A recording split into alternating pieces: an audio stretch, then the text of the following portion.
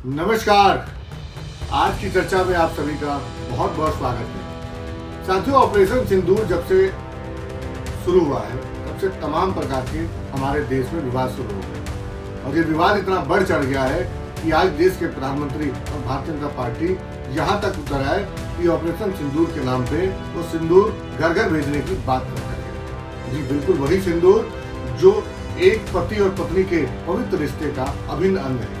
बिल्कुल वही सिंदूर की बात हो रही है जो सिंदूर पत्नी अपने पति के मान और सम्मान और स्वाभिमान के लिए प्रयोग करती है। मैं उसी सिंदूर की बात कर रहा हूँ जिसको आज भारतीय जनता पार्टी राजनीति का केंद्र बिंदु बनाने जा रही है। मैं उसी सिंदूर की बात कर रहा हूँ जो हमारे देश के प्रधानमंत्री ने अब तक उस सिंदूर की जो मुख्य जिम्मेदारी है वो भी नहीं निभाई है, क्योंकि उसके बहुत सारे उनके पारिवारिक भी उदाहरण हैं और राष्ट्र स्तर पर भी बहुत से उदाहरण हैं। क्योंकि इस देश में सिंदूर लगाने वाली महिलाएं सड़क पे हक मांग रही थी तो उन्हें लाठी दी गई इस सरकार द्वारा लाठियों से पीटा गया।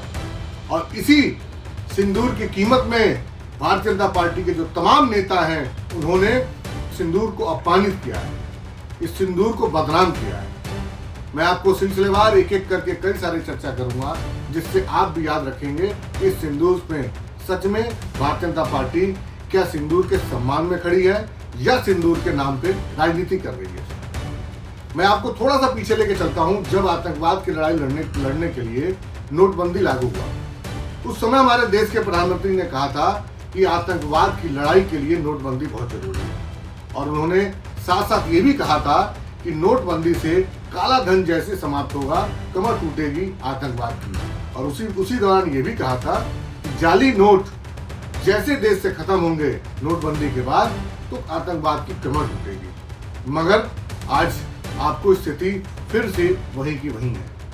जम्मू कश्मीर की बात करें तो उसके कुछ दिनों बाद ही पुलवामा हमला हुआ। पुलवामा हमला में कम से कम हमारे अनेकों जवान शहीद हुए, मगर इस देश के प्रधानमंत्री और हमारे प्रधानमंत्री श्री नरेंद्र मोदी जी ने उसके नाम पे भी राजनीति करी, वोट मांगा। जबकि आजाद भारत में अब तक ऐसा कभी देखने को नहीं मिला कि सेना के नाम पे किसी व्यक्ति ने, किसी राजनेता ने वोट मांगा हो। सत्ता आती रहती है, जाती रहती है, मगर क्या सेना को आगे करके उसके नाम पे राजनीति करना ये कहां तक सही है, ये फैसला आपके हाथों में। वहीं दूसरी तरफ जब सरकार पिछले 10 सालों के कार्यकाल में भारतीय जनता पार्टी के नेता और तमाम उनके प्रतिनिधि ये बात बार बार कह रहे हैं कि देश सुरक्षित हाथों में। अगर देश इस प्रकार से सुरक्षित हाथों में है जहां हमारी देश की सीमाएं तक सीमित नहीं है, सीमाएं तक सुरक्षित नहीं है, तो ये सुरक्षा कैसा। हम देश की सीमा में अगर 250 किलोमीटर तक कोई आतंकवादी अंदर आ जाता है और वो अंधाधुंध गोलियां चला के वापस चला जाता है तो मैं कैसे कहूं कि हमारे देश में हम सुरक्षित हैं। ये सवाल एक तरफ जहां देश की सरकार से पूछना चाहिए और जो व्यक्ति अगर ईमानदारी से इस सवाल को पूछ भी देता है उसकी जगह अगले दिन जेल में होती है। तो इस प्रकार मैं आपके समक्ष ये कुछ सवाल रखता हूं और मैं उम्मीद करता हूं कि आप जब भारतीय जनता पार्टी के कार्यकर्ता या जहां भारतीय जनता पार्टी के नेता ये सिंदूर लेके आप तक पहुंचेंगे तो आप इन सवालों का जवाब उनसे जरूर पूछेंगे। साथियों, आप खुद बताएं कि क्या जो आतंकवादी हमारी माताओं बहनों के सिंदूर पे उन्होंने उंगलियां उठाई आज वो कहाँ है, अब तक वो मौत के घाट क्यों नहीं उतरे। आज मैं देश की जनता के साथ एक अपील करना चाहता हूँ, मैं निवेदन करना चाहता हूँ कि जब भारतीय जनता पार्टी के लोग आपके घर ये सिंदूर लेकर आए तो उनसे कुछ सवाल जरूर पूछना। महज उनसे ये सवाल तो जरूर पूछना कि ये आतंकवादी जो आप कहते हो कि देश सुरक्षित हाथों में है वो बॉर्डर क्रॉस करके पहलगांव में कैसे आए और जहां 2000 से अधिक जनसंख्या थी, पर्यटक थे, उस जगह पे एक भी सुरक्षा की व्यवस्था क्यों नहीं थी। और जो पीड़ित, जो आतंकवादियों ने जिनके मौत के घाट उतारा, उन परिवारों के लिए आपने सम्मान के तौर पे क्या मदद करी और कितने पीड़ितों से यह सरकार मिलने तक गई।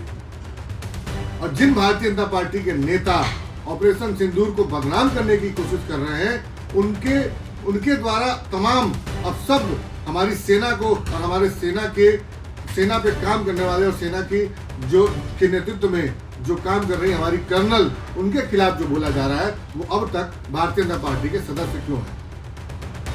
ऐसे बहुत सारे सवाल हैं जो आपसे मैं निवेदन करता हूं कि भारतीय जनता पार्टी से आंखों में आंखें डालकर जरूर पूछिएगा। ये जरूर पूछिएगा कि ये सिंदूर आपकी राजनीति के लिए नहीं है। ये सिंदूर किसी भी नेता और राजनीति के लिए वोट बैंक नहीं है। ये सौदे का विषय नहीं है, ये सौदागर का विषय नहीं है। तो नरेंद्र मोदी जी, आपसे निवेदन है कि देश की महिलाएं न्याय मांग रही हैं इस आतंकवाद के खिलाफ और इस सिंदूर के खिलाफ। जो सिंदूर मिटा है उसके खिलाफ वो न्याय चाहती हैं और सरकार उन्हें न्याय दे, ना कि सिंदूर को राजनीतिक तौर पे प्रयोग करे। धन्यवाद। जय हिंद।